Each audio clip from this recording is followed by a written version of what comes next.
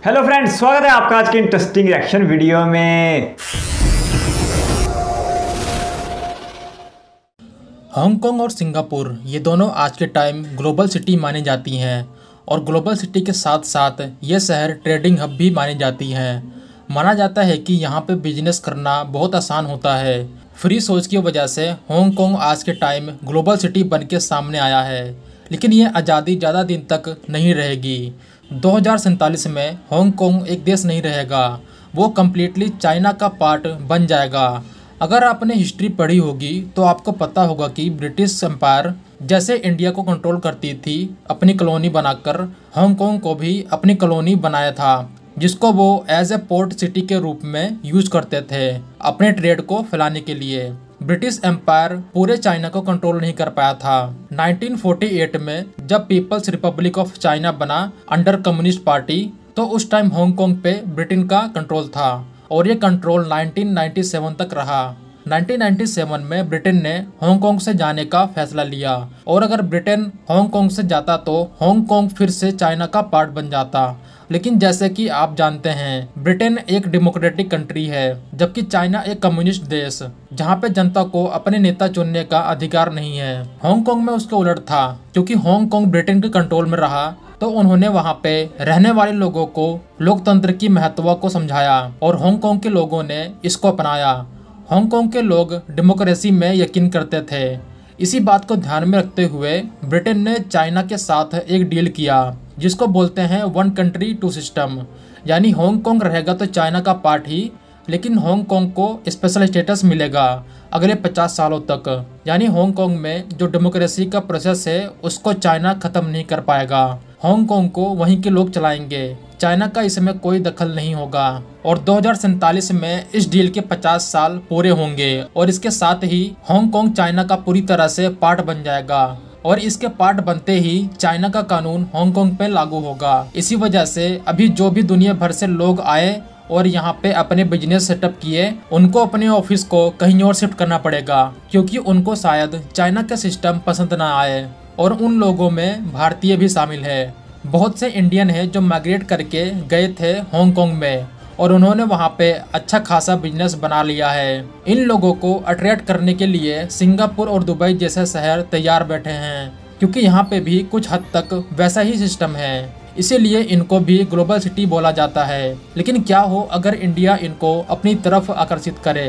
लेकिन हमारी सबसे बड़ी प्रॉब्लम है कि हमारे पास अभी कोई ग्लोबल सिटी नहीं है। जानता हूँ बहुत से लोग सोच रहे होंगे कि ऐसा कैसे, हम ढुलेरा गिफ्ट सिटी बना रहे हैं स्मार्ट सिटी के रूप में, तो ये ग्लोबल सिटी कैसे नहीं हो सकते।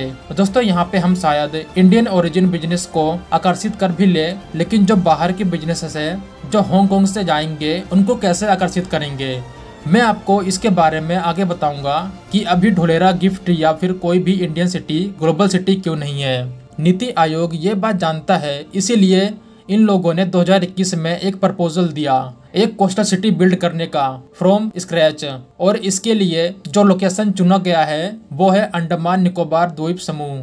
इस अंडमान में आपको एक आइलैंड मिलेगा जिसका नाम है लिटिल अंडमान। नीति आयोग ने इसी 707 किलोमीटर स्क्वायर आइलैंड को चुना है हांगकांग के रिप्लेसमेंट के रूप में। इस आइलैंड की लोकेशन इसको खास बनाती है ट्रेडर्स के लिए, क्योंकि ये मलक्का स्ट्रेट के रास्ते में पड़ता है। अगर यहाँ इंडिया कोई सिटी डेवलप करे तो इससे हम यहाँ पे एक ग्लोबल बिजनेस हब बना सकते हैं। ये आइलैंड इंडिया के स्ट्रेटेजिक पॉइंट से भी बहुत महत्वपूर्ण है। एक बिजनेस हब के साथ इंडिया यहाँ पे अपने इन्फ्लुएंस को और ज्यादा बढ़ा सकता है और ऐसी बातें चाइना जैसे देशों को अच्छी नहीं लगेगी। दोस्तों, ऐसा भी नहीं है कि ये आइडिया बस यूं ही आ गया। एक्चुअल में इसका ओरिजिनल आइडिया तो 1970 का है। 1970 से पहले हमें यह अंदाजा हो गया था कि ब्रिटेन हांगकांग को छोड़ने वाला है और हांगकांग के चाइना में मिलने के बाद यहाँ के लोगों के जो बिजनेस है वो शिफ्ट हो सकते हैं, क्योंकि ये लोग चाइनीज कम्युनिस्ट पार्टी के इन्फ्लुएंस के अंडर काम नहीं कर सकते। इन लोगों में बहुत से इंडियन भी थे। इस प्रोजेक्ट की डिटेल रिपोर्ट भी तैयार की गई थी ट्रेड डेवलपमेंट अथॉरिटी के द्वारा, लेकिन उस टाइम जो आइडिया था उसकी लोकेशन और आज की नीति आयोग प्रपोज प्लान के लोकेशन में फर्क है। 1970 में ट्रेड डेवलपमेंट अथॉरिटी ने इस सिटी के लिए चुना था ग्रेट निकोबार आइलैंड को, जो कि अगर आप मैप में देखें तो ये लिटिल अंडमान से नीचे है और साइज में भी ये लिटिल अंडमान से बड़ा है। उस टाइम इसका स्केल और वाइल्ड लाइफ को देखते हुए गवर्नमेंट ने इस पे फोकस नहीं किया और इसकी जो दूरी थी मेनलैंड इंडिया से वो भी एक वजह थी जिसकी वजह से गवर्नमेंट ने इसमें ज्यादा इंटरेस्ट नहीं दिखाया। लेकिन जो नीति आयोग का प्रपोजल है और जो 1970 का प्रपोजल था उसमें बस फर्क है तो सिर्फ लोकेशन का, और जो चैलेंजेस थे वो आज भी सेम है। नीति आयोग के प्रपोजल में इस प्रोजेक्ट को 3 जोन में डिवाइड किया गया है। जोन 1 में 102 किलोमीटर स्क्वायर का एरिया कवर होगा लिटिल अंडमान के ईस्ट कोस्ट में। इस एरिया को चुना गया है फाइनेंशियल डिस्ट्रिक्ट, एरो सिटी और टूरिज्म पॉइंट बनाने के लिए। जोन 2 में 85 स्क्वायर किलोमीटर एरिया को चुना गया है film city, residential district, tourism, special economic zone को बिल्ड करने के लिए।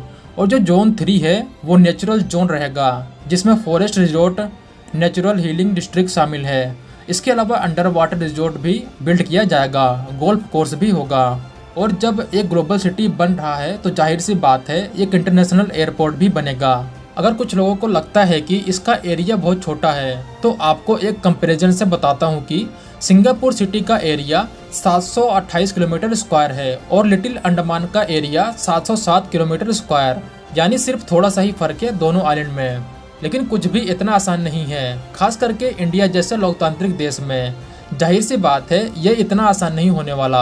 अगर आप मैप में देखें तो आपको ये पूरा एरिया ग्रीन मिलेगा, यानी ये पूरा एरिया 90% जंगल से कवर है। और यही सबसे बड़ी प्रॉब्लम है। सिटी को बिल्ड करने के लिए बहुत से पेड़ों को काटा जाएगा और इसीलिए बहुत से लोग अभी से प्रोटेस्ट कर रहे हैं। देखते हैं कि नीति आयोग विकास और एनवायरनमेंट के बीच में कैसे बैलेंस बनाती है, ये देखने वाली बात होगी। फॉरेस्ट डिपार्टमेंट ने अपनी चिंताएं नीति आयोग को पहले से ही बता दी है। दोस्तों मैं आपसे सवाल पूछना चाहता हूँ कि क्या इस नए कोस्टल सिटी के लिए लिटिल अंडमान आइलैंड सही रहेगा या फिर 1970 में प्रपोज किया गया ग्रेट निकोबार आइलैंड, या फिर आपको लगता है कि जो पुराने जंगल्स हैं उनको प्रोटेक्ट करना चाहिए और इस नए ग्लोबल कोस्टल सिटी को इंडिया के साउथ में किसी और लोकेशन में बिल्ड करना चाहिए। अब मैं आपको उस सवाल का जवाब देने की कोशिश करूंगा जो कि आप लोगों के मन में जरूर होगा कि ढुलेरा गिफ्ट या फिर कोई भी Indian smart city project global city क्यों नहीं बन सकते। दोस्तों इसके लिए आपको पहले ग्लोबल सिटी का कॉन्सेप्ट समझना होगा। शायद इसमें आपका व्यू दूसरा हो जिसको आप लिख सकते हैं कमेंट में। ग्लोबल सिटी यानी जहां पे एक शहर के अंदर पूरी दुनिया बसती हो, जो हब हो ग्लोबल ट्रेड का, ऐसे शहर को ग्लोबल सिटी ही बोला जाएगा। मैं आपको एक एग्जांपल से समझाता हूँ। दुबई एक ग्लोबल सिटी माना जाता है, ऐसा क्यों? जबकि किसी सऊदी के शहर को ऐसा नहीं बोला जाता। वो इसलिए क्योंकि दुबई में आपको दुनिया भर के लोग मिलेंगे, different culture, different religion, different foods, different language के साथ, जो कि आपको सऊदी के या फिर किसी मिडिल ईस्ट या फिर इंडिया में किसी भी शहर में नहीं मिलेंगे। वो इसलिए क्योंकि दुबई ने ऐसे कानून को लागू किया है जिससे दुनिया भर के लोगों को आसानी हो। फॉर एग्जाम्पल यूएई एक इस्लामिक देश है और इस्लाम में दारू पीना बैन है, पोर्क खाना बैन है, बिना हिसाब के घूमना बैन है। लेकिन आपको हैरानी होगी कि यूएई ने अपने कल्चर को किसी के ऊपर थोपा नहीं है। इन सब के बावजूद आप दुबई में बैठ के पोर्क मीट खा सकते हैं। यूएई की सरकार ने बहुत से लाइसेंस इशू किए हैं ताकि जो लोग पोर्क खाते हैं उनको कोई दिक्कत ना हो। भले ही यह इस्लाम में बैन है लेकिन दुनिया के बाकी के रिलीजन और कल्चर में ये बैन नहीं है। दुबई में आप दारू भी पी सकते हैं जबकि इस्लाम में ये बैन है। इवन दुबई के बीच में आप बिकिनी में भी वॉक कर सकते हैं और बिजनेस के लिए भी दुबई में अच्छे इंसेंटिव दिए जाते हैं। अगर जहाँ पे इतनी ज़्यादा आज़ादी हो, दुनिया के हर एक वर्ग का ख्याल रखा जाता हो, तो वो शहर ग्लोबल सिटी क्यों नहीं बनेगा। इस्लाम में आइडल वर्शिपिंग बैन है लेकिन दुबई में आपको हिंदू मंदिर भी मिल जाएगा।